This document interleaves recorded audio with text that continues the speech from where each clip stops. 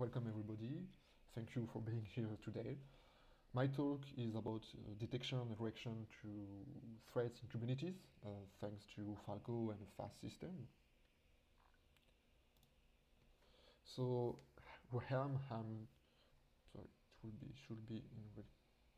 So I'm Thomas Labarussias. I'm currently SRE at Comto, a French company which offers financial services to small and medium enterprises. This is me on the photo, trust me, even if I don't have anymore the mustache. I'm contributor to Falco for 5 years now. I'm not a core developer, I don't write C++, but I'm creating some stuff around Falco, programs, blog posts, talks, and I'm trying to help people with. I'm also the creator of Falco Psychic, an element we'll see right after.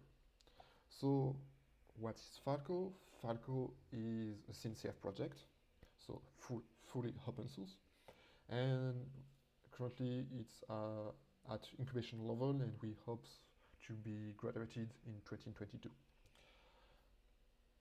This is a runtime security project. It means it will run aside your applications inside your applications inside your Kubernetes clusters, and it will detect bad behaviors or threats in real time. So how it works, basically, Falco has two sources the syscalls and audit logs. For syscalls, we provide a kernel module and an eBPF probe. You don't have to use them the two together, just one or the other. Why we have two? Because at the beginning a kernel module was created, but if you are trying to enable a kernel module on a managed cluster on Amazon or Google or Azure, it's disallowed for security purpose. So, but you can often enable an eBPF probe. So basically, they are the same. They collect the same events, the same syscalls. The overhead is quite the same between the two. You can also use the audit logs from the Kubernetes control plane to detect events of bad patterns or bad behaviors at the API level of Kubernetes. Above that, we have libraries from SysDig, which is a company which created Falco at the beginning, a rule engine, and after you have the outputs we'll see right after.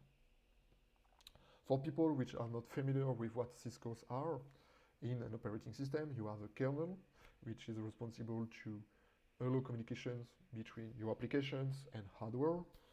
By hardware, I mean memory, hard drive, network with a network card, CPU, etc. So when your applications need to write something to a file or allocate some memory block, your application asks the kernel, and the kernel will allow it or not.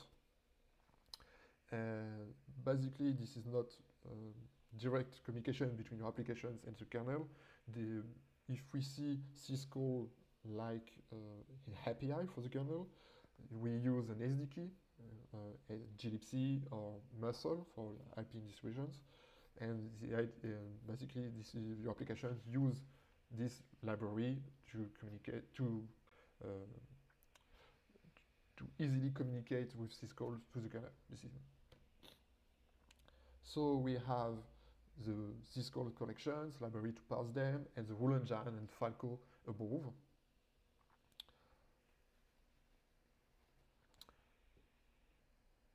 So this is how looks a Falco rule. They are all expressed in a YAML syntax. So we have the rule name, description, condition, we'll see right after, and output. The output is exactly what you will get at the output of Falco. And you can see in my example, I've replaced some tokens in I colored some tokens with light blue. The idea is all these elements will be replaced automatically by Falco from intels it has collected from Cisco. And all these elements are called output fields in the JSON output. You can set up a priority and tags. Until the last version, 0.30, these tags were not used, but now you can find them out in your output. So in the condition, you have three elements: spawn process, container, and shell procs. You can use everything, every element which are collected by Falco, user.name, for example, like you have in the output. And in this example, these three elements are what we call macros, elements we can reuse from one rule to another rule, etc. So just an example of a macro. So for the shell procs, this is a macro which use proc.name, basic element, and a list which is just above. As we know, this is not often easy to create a rule at the beginning. The community provides a lot, almost 100 rules to the community. Some are for systems, others are for audit logs. Like you can find out in classic IGS, we have privilege explanations, detection, read or write on sensitive directories of file, untrusted binaries, etc., etc. And you can also have rules for audit logs, like an attach an exec into a pod, or in my next demo I will show you a rule which detects if you create a config map with an Amazon access key include text. This is an example. So we saw for the detection, passing, etc. And for the notification part, the output, we have 5 outputs in Falco. File, obvious. std_out, it's useful if you are collecting logs with a 3MD or 5-bit or else. Shell, this is quite particular, is if you want to send the JSON to another program through a pipe, a Unix pipe. gRPC, which is a little bit particular because in that case, the Falco is a server and you have to connect to it with a client, and HTTP. And if you connect your HTTP to Falco Psychic, you are able to connect Falco to your ecosystem. You can notify your users with a chat, Slack, Mattermost, Discord,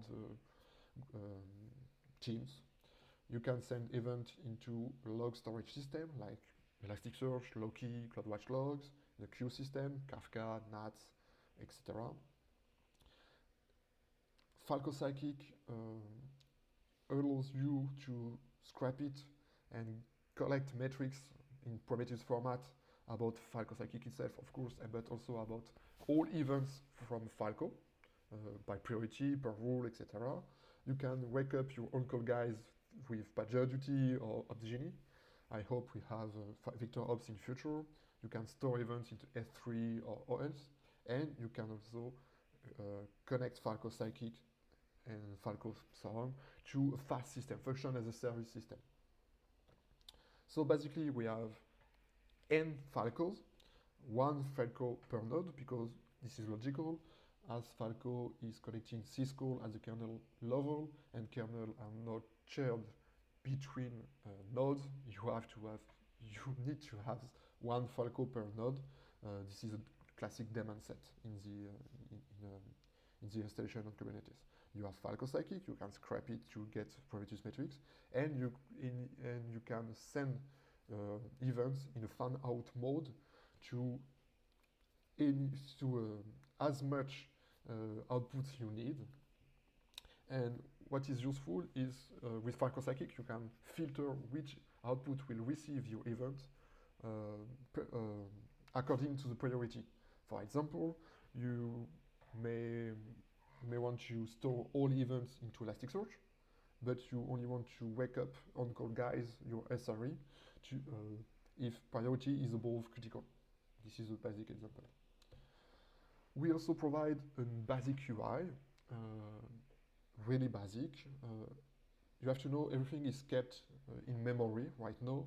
So you just have one pod for Fresco Scikit UI. If you delete it, everything is disappeared.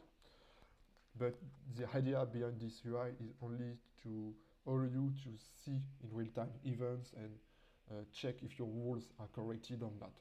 This is not a long-term visualization. So Falco is in charge of detection. Falco Scikit is in charge of notifications. And if you connect Falco Scikit to a FaaS system like Lambda, Kubernets, everything you can see on this slide, you have the reaction. With these three elements, you have what we call a response engine. This is not just detect something bad happened in your cluster. The idea is to react in almost in real time, just a few seconds of latency, to any event if you want. If you are interested to get more details about this pattern and how to install all these outputs with Falco Scikit, we and the community, we created a series of blog posts in the falco.org/blog, one article per output, and we explain how to use it with examples, etc. So let's demo. I wanted to do a live demo. I tried 3 times today, but my MacBook Pro is burning and I wasn't able to get a full record at the end. It was a nightmare, so sorry, I'm just showing some old records. So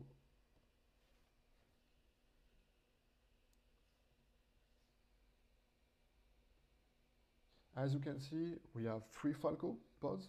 This is logical because I have 3 nodes in my cluster, so 1 Falco per node. As you can see, 1 master, 2 nodes, 2 workers. In this example, I will create a config map with an access key inside. So I will call it -5555, and you will see, here we go, one Falco has detected it. So this is a JSON with the output, like the rule we had before, with the rule name, the timestamp, and the output fields, which are all tokens which has been replaced in the output. Falco Scikit is also able to add in the output fields some elements you will need. So in the Falco Scikit UI, you have pie charts, histograms, bar charts, and you can filter by priority, by rule.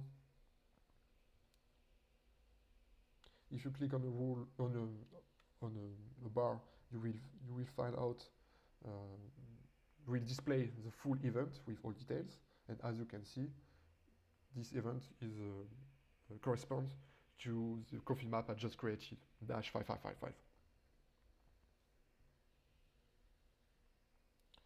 You also have in Falco Scikit UI,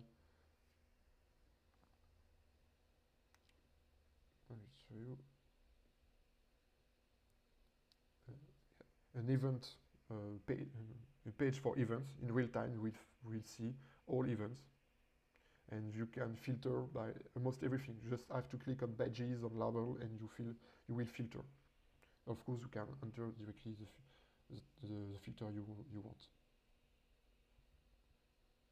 So, second demo, I hope.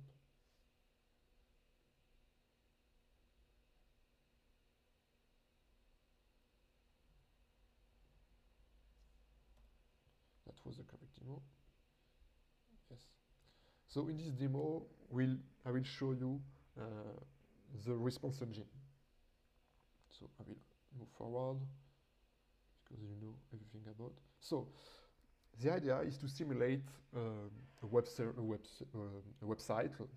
I don't know your CMS, your preferred CMS like Joomla or WordPress, Drupal, and we'll simulate a web shell. Has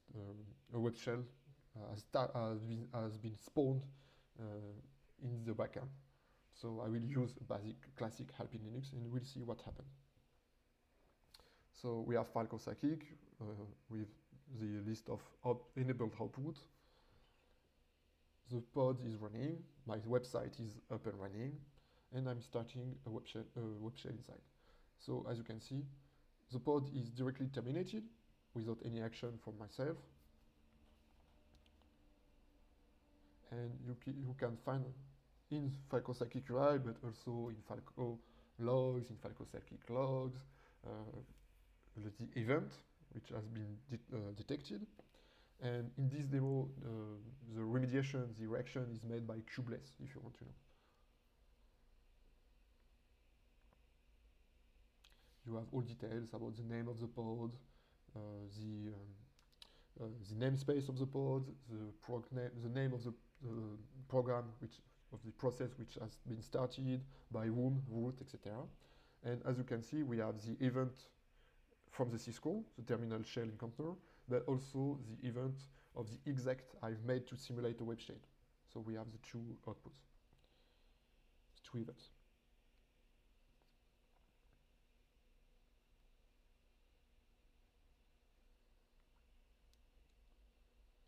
The rest is not useful. So if you want to start with Falco, we provide an Helm chart to install it in your Kubernetes cluster. So we have, with this single Helm chart, you are able to install Falco, Falco Psychic, and Falco Psychic UI at once. If you want to play with the response engine system to start with, you can take a look at the kata scenarios we have implemented. Thank you, Pablo. If you need to contact us, please join us on the Kubernetes.slack.org #Falco channel. Of course, everything is on GitHub, and you can follow us. And we'll be happy to answer any questions you have and help you with any issue you may have.